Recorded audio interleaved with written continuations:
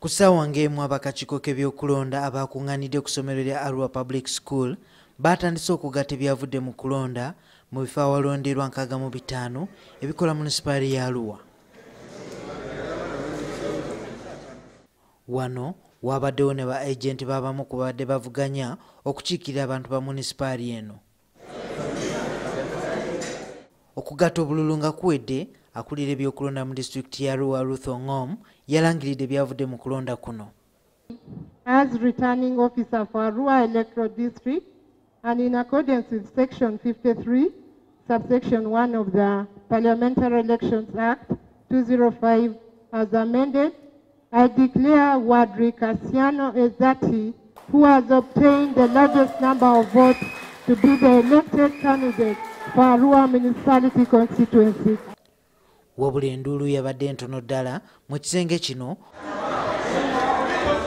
olw'okuba nti yawangudde Cassiano Wadri nti mu kaseera ako yabadde akyakuumirwa ku poliisi eggulu.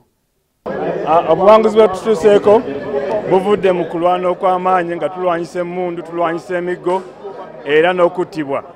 Naye kiragiddwa lwatu nti amaanyi ag'abantu gasinga amaanyi ag'emmundu.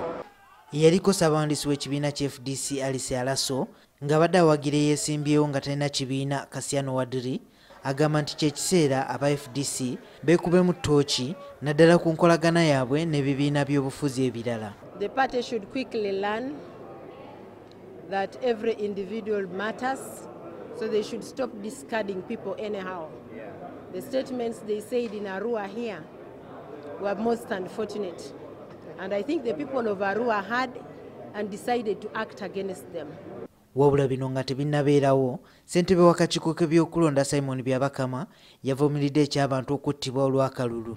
The best choice, and therefore let us all make a firm resolution that never again should we have what happened on Monday in our municipality. Never again.